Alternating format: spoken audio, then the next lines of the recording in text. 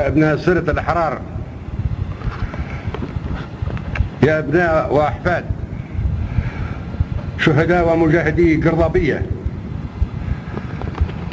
أيها الشجعان من الرجال والنساء، احملوا السلاح الآن، احملوا السلاح الآن رجال ونساء. السلاح وزع عليكم والذخائر عندكم، والذي يريد سلاح فليذهب إلى مخازن العتعة، هناك ذخائر كثيرة. استعدوا للقتال دفاعا عن سرت، إن العدو قد يهاجم سرت من الشرق أو من الغرب، ولكنه سيخطئ في حساباته إذا كان يعتقد أنه سيدخل سرت. سرت يجب أن تتحول إلى جمر، إلى نار حامية، إلى نار تتلظى. كل الشوارع ينتشر فيها المقاتلون، انتشروا فوق أسطح المنازل ومن الشبابيك ومن الدكاكين والمحلات، لكي لا يمر العدو من أي شارع. إذا مر العدو من أي شارع يجب أن تصب عليه النار من فوق ومن تحت. خذوا المواضع الدفاعية التالية: بن جواد يجب أن يقفل بالكامل، وقبائلنا هناك يجب أن تعمل خط دفاعي متين على بن جواد، وتصمم على أن لا يعبره أحد من الأعداء.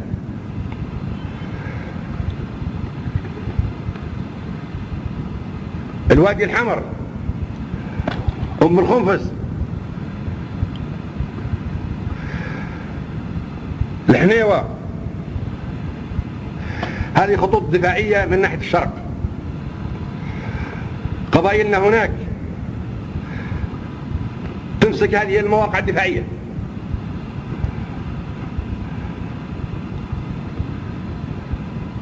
معدان وزياينة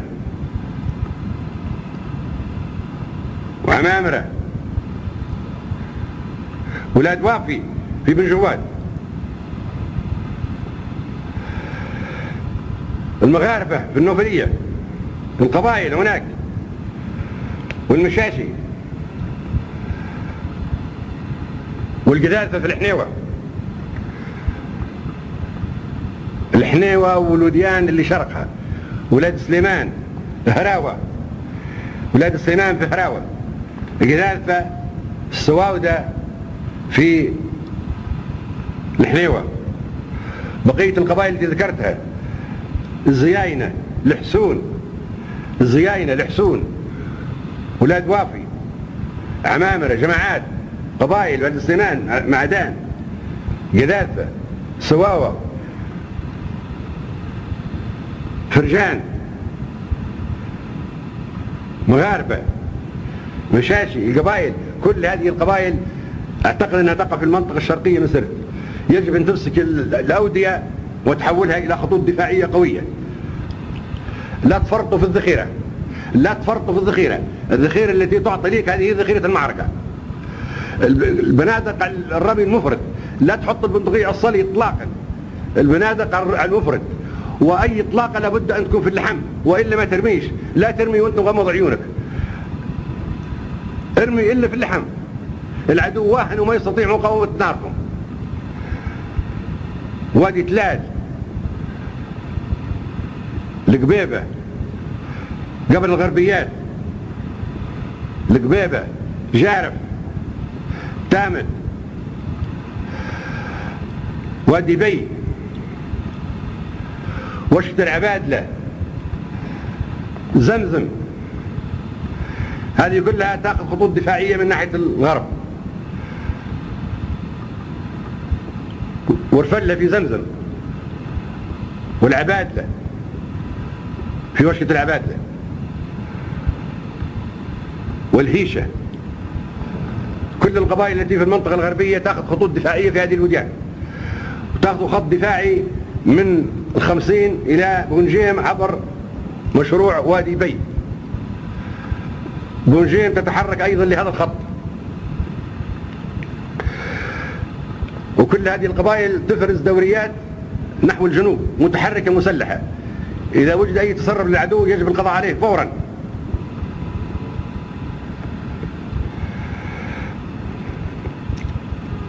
القبائل التي داخل سرت، السكان الذين داخل سرت ينتشروا على سطوح المنازل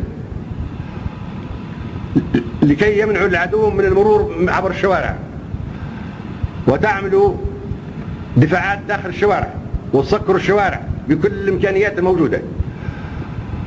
أي عدو يمر عبر الشارع يجب أن تصب عليه النار من فوق ومن تحت، من الدكاكين، من المحلات، كلها تكون أصحابها مسلحين وجاهزين.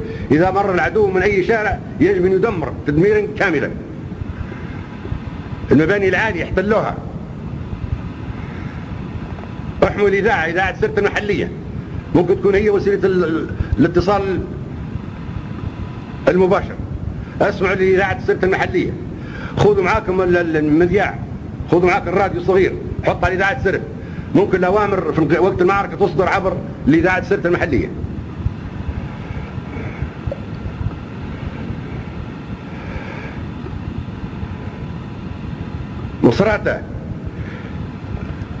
مصرات الدافع، واعتقد حتى السواوة في سرت، مدينة سرت نفسها تاخذ أسطح المنازل والشوارع وكل أماكن الرمي.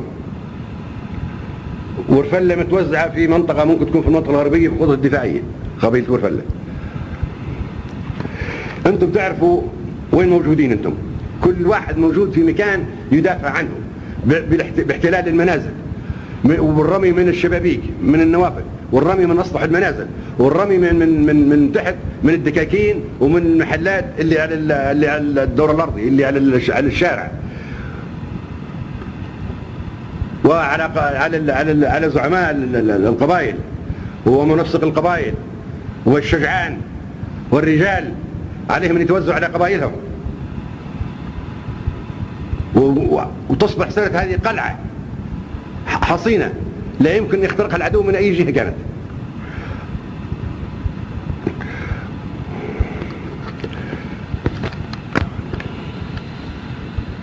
لا تخشوا من أي انفجار. لما تسمعوا أي انفجار من الجو أو من الأرض ما تخشوا ما تخافوا من الانفجارات.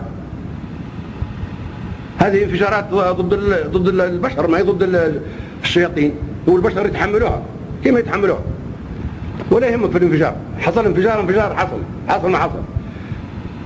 معركة مصيرية سرت يجب لا تخترق من أي جهة من الجهات. قاتلوا بالرجال وبالنساء، لا تفرطوا في الذخيرة، ما تفرطوا في الذخيرة.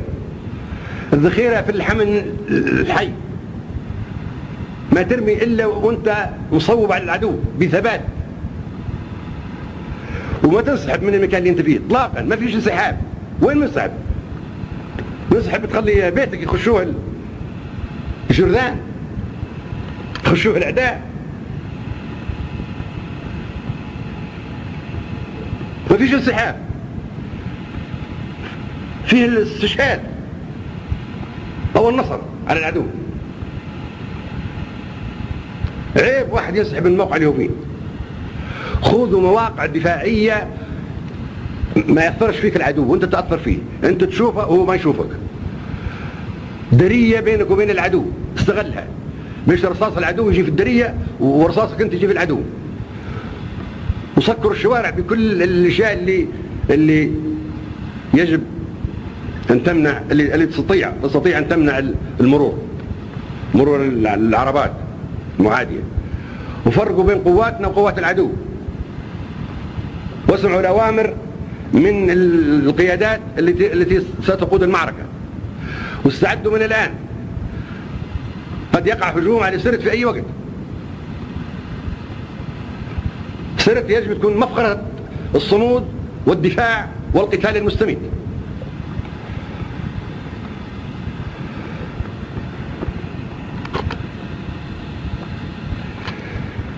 انتم في خندق واحد، مصير واحد، شرفكم شرف واحد، كرامتكم كرامة واحدة.